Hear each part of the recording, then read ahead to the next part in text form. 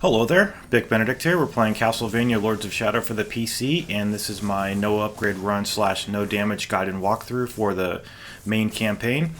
And we're extending ourselves a little bit further here beyond the main campaign as I think about it.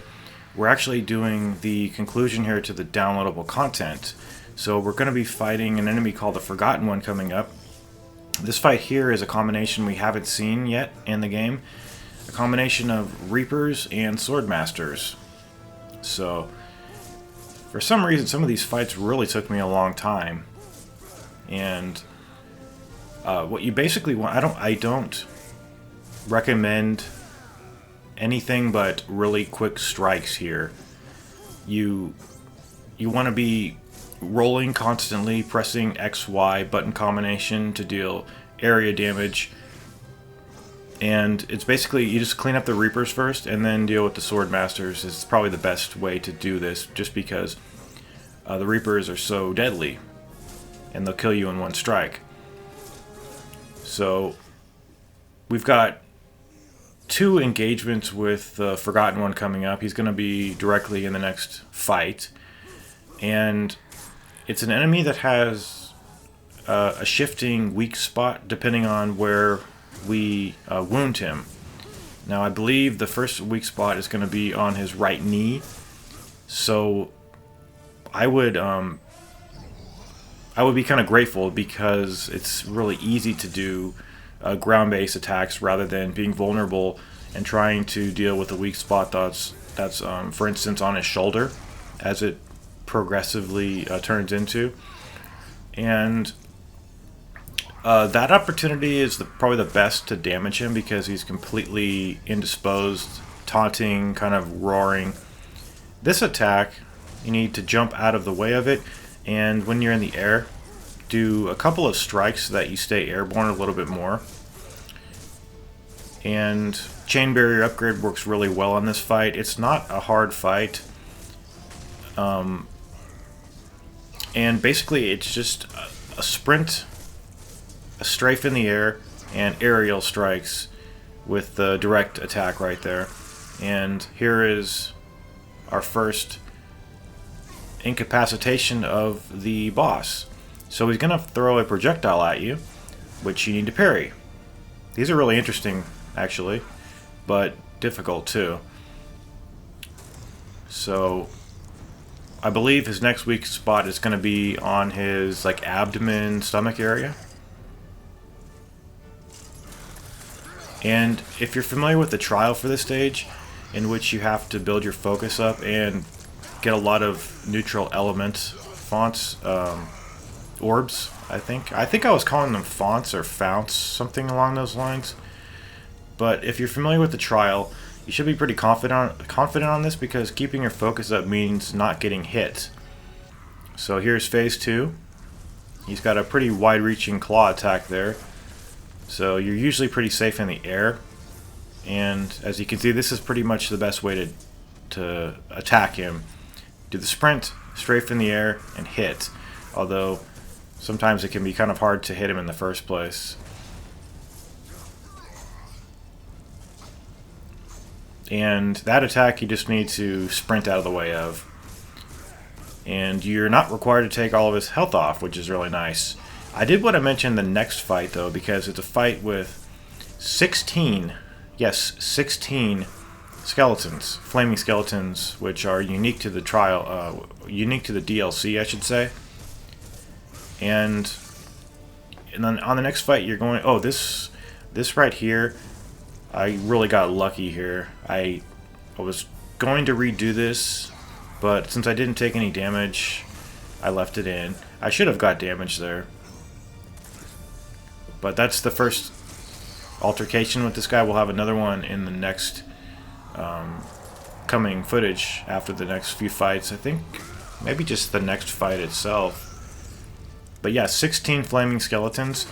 They are the same enemy as the skeleton warriors. They have nothing new to their attacks.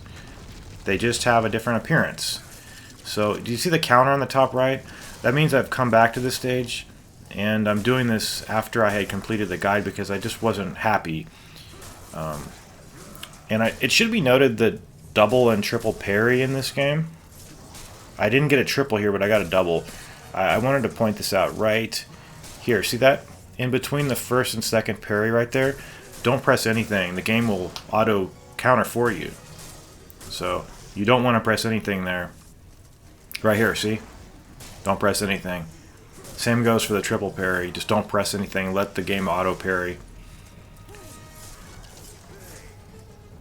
Okay, so you know the protocol. Smash the bones. And we're going to throw holy waters here. I think it's called the direct heavy attack. Works pretty well to destroy the bones.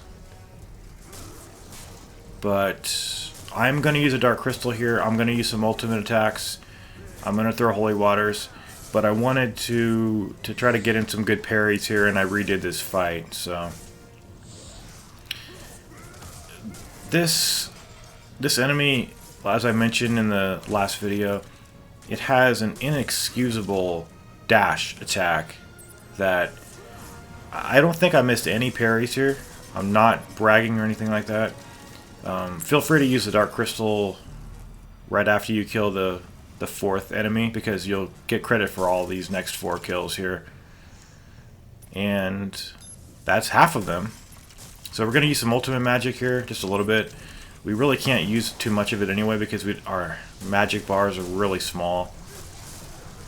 But I said in the very first video that I would not use ultimate attacks.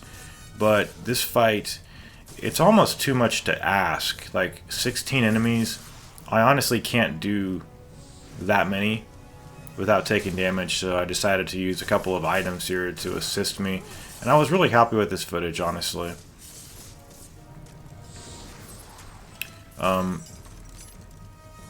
But the dash, it ruins the flow of the fight, comes out of nowhere, and the hurt box of the dash, of their dash, it doesn't make any sense.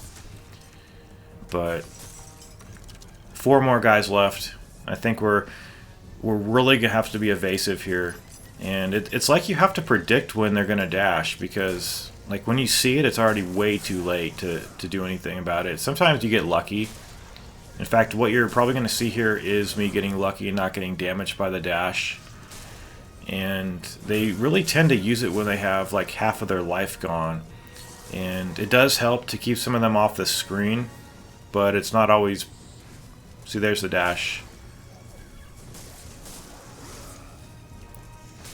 Yeah, it helps to keep them off the screen, but it only helps so much because you really don't have control of the screen anyway.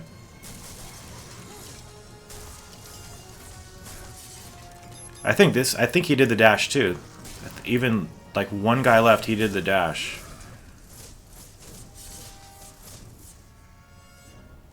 Look how fast it is. Look how fast that is. I would not mind if they telegraphed it a little bit more. Or maybe if they slow the attack down, but it should not exist. It just should not exist. So here's the final fight with the Forgotten One. You've got a pair of QuickTime events to do. And it's a 3-stage fight. So, stage 1. His weak spot is on his left arm, which means that we're going to have to do things like the airwave flap, Y then X, I should say. And that will help us build our focus if, for instance, you want to use shadow magic here. I purposely did not use it because I wanted to elongate the fight, because as frustrating as this fight is, it's really fun to do. And it's not even that frustrating, it's just, it does have a really high learning curve to it. Now, as I think I mentioned, it's a 3-stage fight. Only in the 3rd phase does he get a speed increase. You might ask, why build your focus if you're not using shadow magic? It was because I didn't know if I was going to, and I wasn't sure if I could do this without taking a hit, but it actually turned out to be not even that bad whatsoever. So basically what's happening is, we're falling right before he does his claw attack, and that enables us to have enough room to, not room necessarily, but enough time to evade, because he's quite fast, even without the speed increase quite yet. So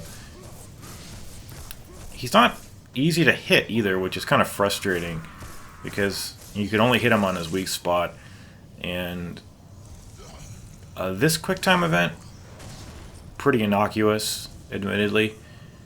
I'm going to stand right behind my accustomed boulder and just wait for it to light up. The next quick time event is really hard to do. Now, it might not be hard for you, but personally, I've always found it really difficult and kind of just... I have trouble doing it for some reason. I don't even know what the reason is. It's just really particular. Okay, so you want to use the charge to send the boulder back to him, and then we're doing this quick time event, which is very simple, and then we'll be on phase 2 of 3. And I believe his... See, the problem with this fight is that his weak spots, they're all something like above his waistline, so that you have to double jump up to it, or at the very least hit him with aerial attacks, which means you're vulnerable while you're hitting him. So it's one of those balancing acts, I should say, where you really have to measure the time that you're wasting in the air and land with enough time to roll away from his attacks, like this very prolific attack that he does right there. And he goes down much quicker, as you can well imagine, with shadow magic. So if you're having problems here, you should use it probably. Try to get comfortable without using it, though. It's not warranted, but I can understand, you know, people might need to use it because it is a pretty tough fight. So see, we're basically just jumping, strafing over to him, and then attacking him. He's giving us a moment to hit him right here. And it took me a long time, honestly, you guys. So if you're not comfortable with this guy, it took me a long time to get comfortable with this boss. And as frustrating as some of these phases are, I was really enjoying this. Even though the next phase, I think it was about an hour and a half to 2 hours that it took me. I don't even know why it was. I was just always making some error in a run where you cannot make any. Now, good luck with these, because it requires you to get 3 out of 3 throws, and you need to really be evasive here. Just sprint out of the way and double jump. And on these, it's either you hit him or you miss, and if you miss, you lose progress and have to do the phase over pretty much. So you want to make sure the reticle is red, and then press the X button to launch the spears back at him, and then you're going to sprint over to him and do some more QTEs. And then the final phase, his weak spot is on his head. And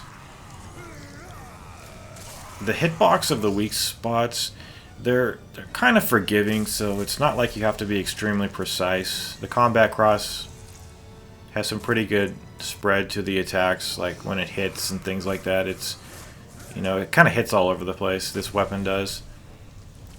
And I think they speed him up, like, it's slightly that they speed him up. It doesn't make much sense, but it is what it is, I guess. You know, they're trying to make the last phase a little bit more difficult. And I don't think that it was necessarily his speed. His speed's never really got me. It's mostly, I think, just evading his ground attack that usually hits me a lot, as well as his swipe that he does. But I did not, honestly, I did not think I could do this run, and we've pretty much laid down a testament that we have done it without taking damage. Try it. You know, it's not for everybody.